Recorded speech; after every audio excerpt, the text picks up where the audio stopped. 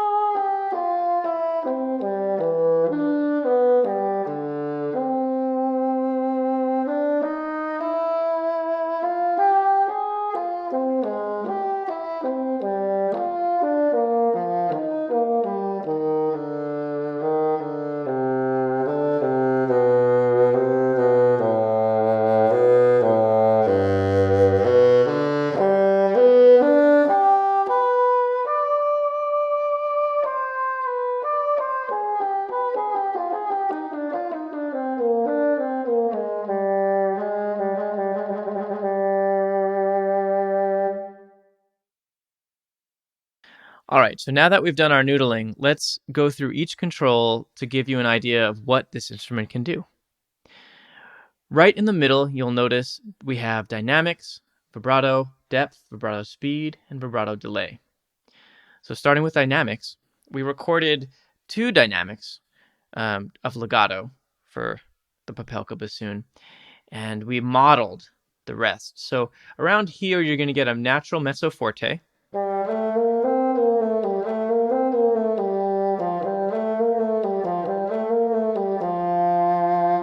And then we modeled the piano layer as you go down.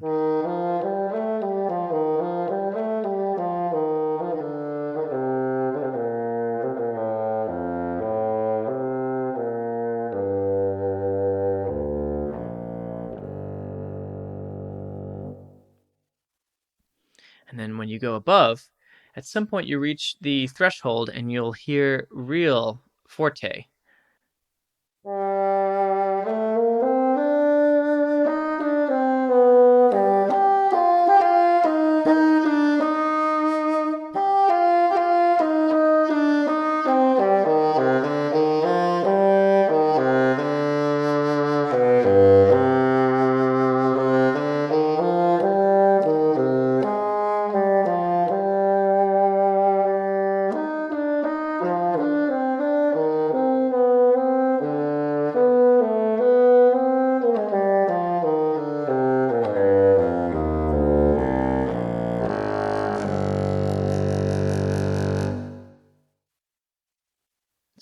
really fun just because the bassoon has such a wide color variation.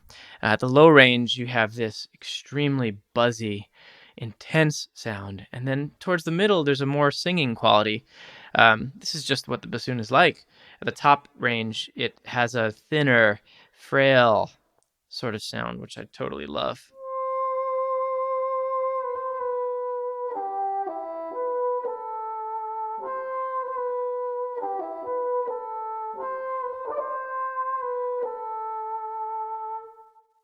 Sorry about that, Stravinsky. All right, then we have vibrato depth.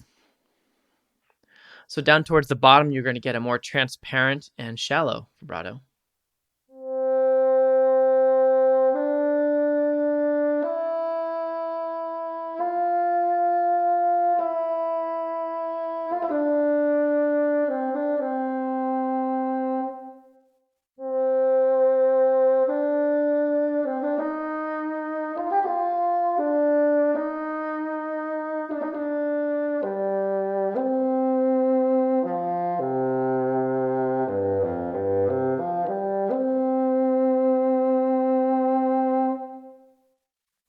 You can also change the vibrato speed.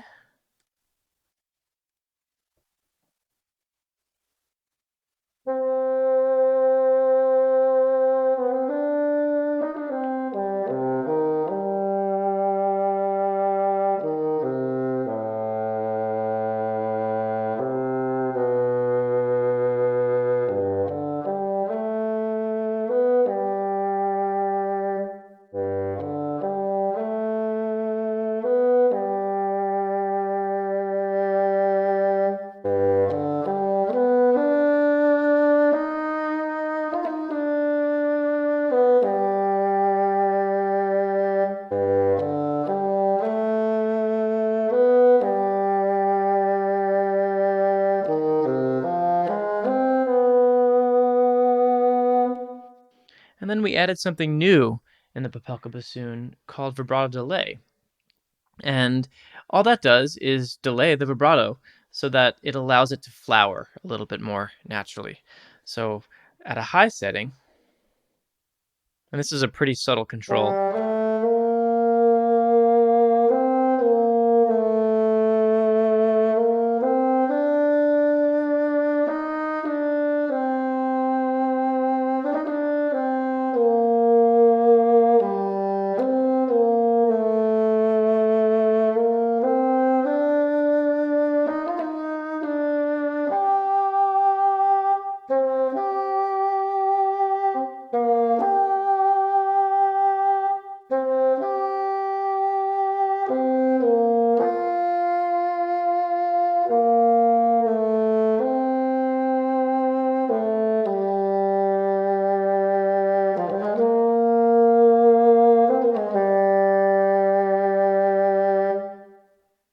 I really like keeping vibrato delay at a higher value because it allows there to be a moment without the vibrato, and somehow that lends towards greater expression. You could choose between the two different articulations. You have long and short. So when you're in long mode, you hear legato and sustains.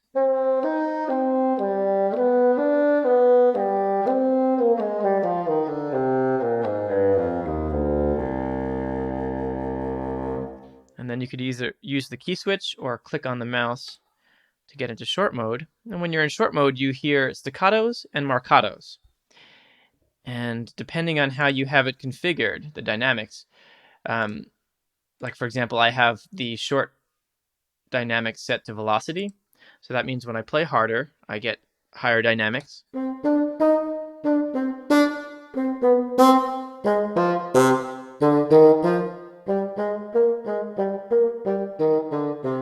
And when we have the shorts set to velocity, the dynamic CC is what's going to control between staccato and marcato. So when the dynamic CC is set all the way to the top, I have longer marcatos.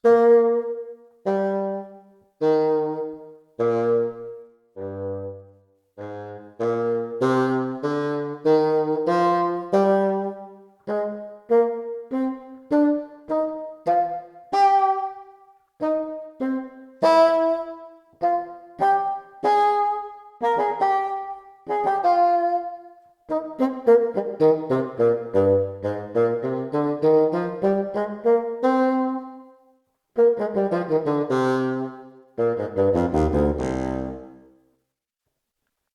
I set this to auto mode, what I'll be doing is introducing a slight delay.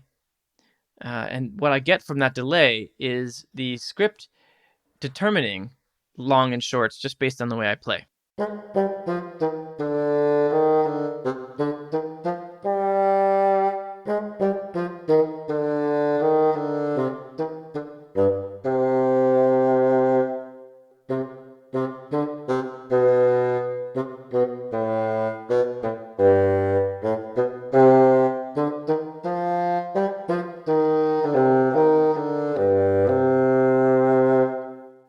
So we have a simple poly button, and all that does is switch between mono mode, which is where you can only play one note at a time, and poly mode.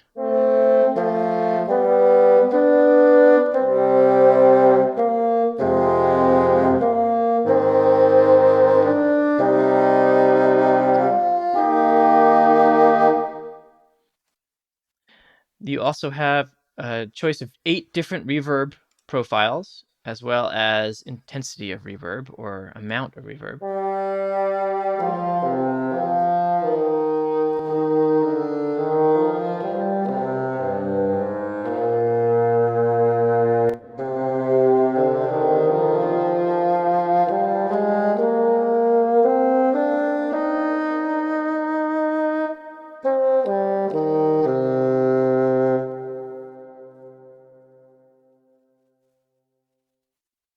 There are also dynamic range and dynamic threshold knobs. The dynamic range refers to the volume. So at 0, the difference between dynamics in terms of volume is nothing.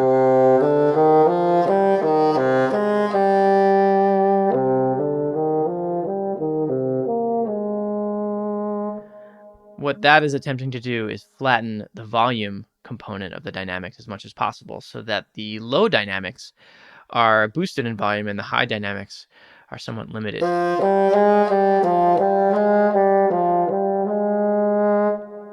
So this way you're mainly only hearing the color difference between the dynamics. And then when you set the dynamic range really high, it's going to be super quiet at the bottom.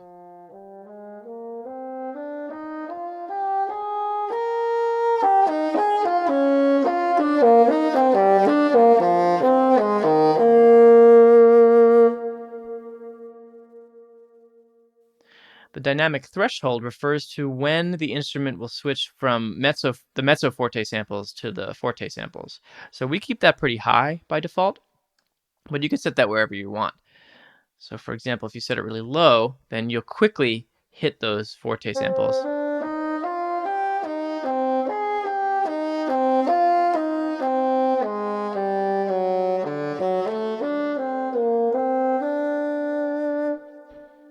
If you set it really, really high, what'll happen is you'll only hear the model dynamics until you get to the very top.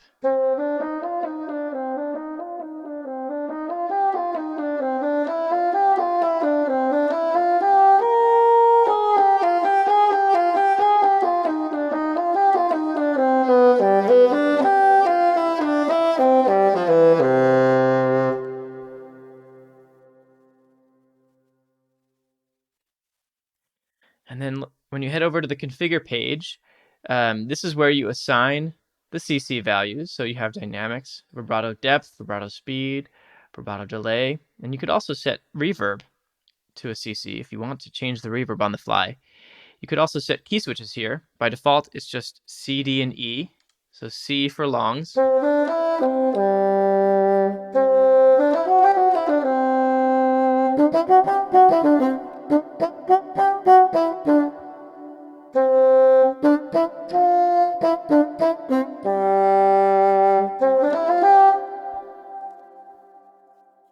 And then some of the more advanced controls here. You could turn adaptive legato on and off here. By default, it's off. When you turn it on, you'll notice that your RAM usage goes way up. And what's happening is it's loading every sample into RAM so that you could change the speed of the legato transitions in real time. So what this does is allow for the samples to be compressed and stretched out. So when you play faster, the runs are going to sound more realistic because they're going to be compressed. And then when you play longer, slower melodies, it pulls the samples back out so that they're playing at normal speed. So this is what it sounds like in adaptive mode.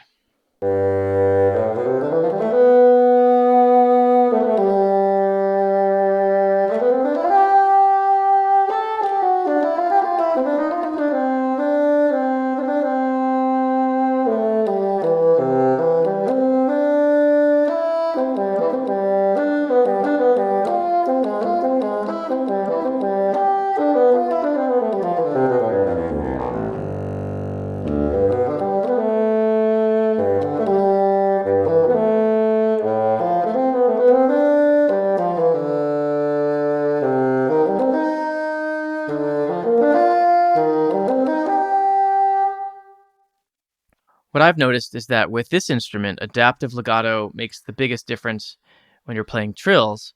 Otherwise, even when you're not in adaptive mode, fast runs sound quite realistic. So give that a try and see what you think. Finally, you could set long dynamics to either CC or velocity. So when long dynamics are set to CC, then the CC that you choose here will control dynamics. So you can see on the front screen what's happening here.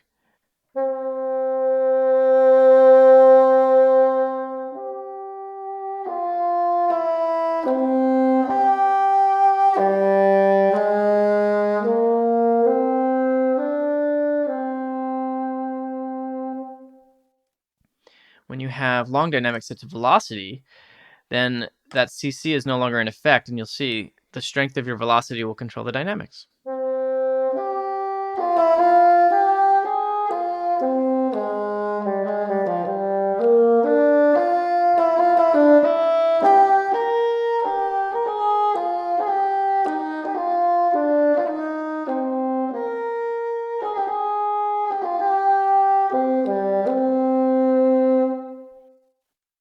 You could do the same with short dynamics. So with the staccatos, you could either set them to the dynamic CC, or you can have them controlled by velocity.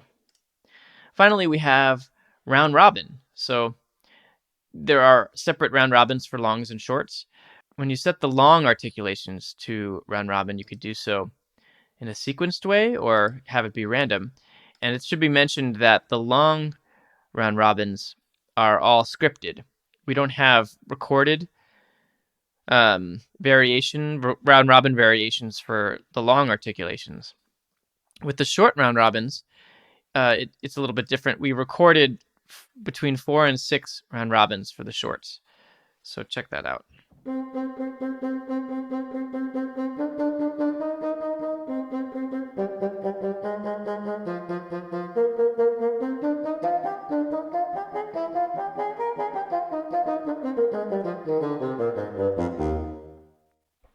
You can have that be sequenced, so they're always in the same order, or random.